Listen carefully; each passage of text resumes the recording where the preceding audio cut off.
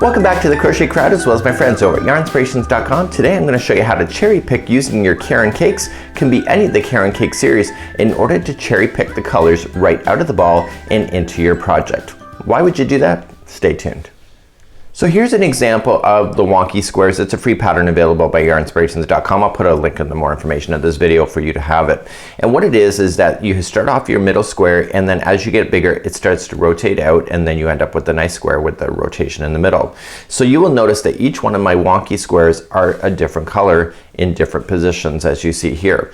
So what I did is that I cherry picked the color right out of the ball. So you're thinking, why would you do that? The colors work. It's so obvious, the colors work. Now you'll notice, and then people say this online too, is that the colors change abruptly. In this kind of element, that's perfect, because what happens is that one color just changes right out, and therefore you can end up having miniature balls of all the colors that are inside of one of these big balls. Now what makes a design really good is the idea of doing accent colors, and we see this in scarves as well, even with Caron cakes that you'll see online. Sometimes you'll see just one row of a certain color that was in your ball, and then it will change back and go to another thick band of something else. So what they've done is that they've manipulated the ball in order to pull an accent color out of the ball. Just use it just temporarily, just for a moment, and then just bring back the ball again and continue to transition it. So it's very strategic and it's very artistic at the same time. So what I have here is that I have another ball that I've been working on, and I've been cherry picking it out. So as I get to them, I've been making miniature balls. So the blue is the next, and you can see the colors, right? So what I can just do is grab this hump of blue out, right, you see here, and you're thinking, okay, this is going to be a mess. It really isn't. So you just have to be very careful about it. And what I want to do is just leave it so that the colors that I have is just the blue.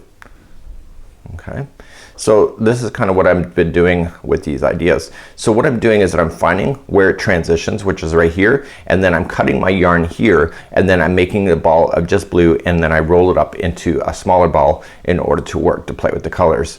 So the interesting thing about this is that you have to watch when you cherry pick. Let me tell you about that.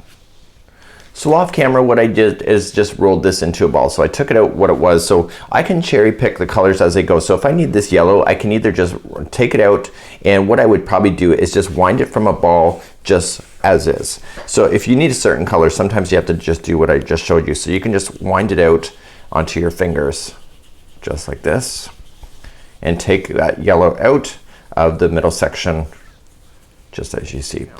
So what you have to think about while I'm winding this is that each one of the colors in the ball use up a different amount. So you'll use a different amount of blue here than you would on this one here. So you'd use far less yellow here than you would here. So what you have to consider when you're doing this kind of concept is that you have to consider that the yarn usage has to be balanced. So what I did is that each one of the squares starts off differently, and so as you get to the larger rounds, like so, you're going to be using up more red here than you would have done in the yellow. So by alternating them and making them appear random, you're actually doing a good balance of yarn that will match itself when you're going to do it. So this kind of concept is really super great for smaller projects like this, and it will give you a nice random look.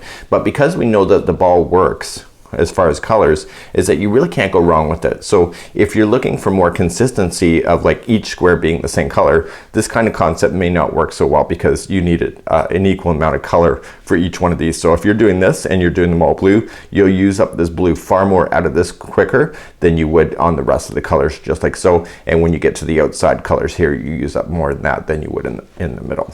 So the color's now just transitioning to the orange here from the yellow. So all I'm just going to do is get pretty much halfway point there, and then cut it, and there is my yellow ball. So now I have my blue and my yellow, and look, they're the same size. So you can see with these Caron Big Cakes, you end up with these equal amount of balls that you see, and it's actually kind of a neat idea.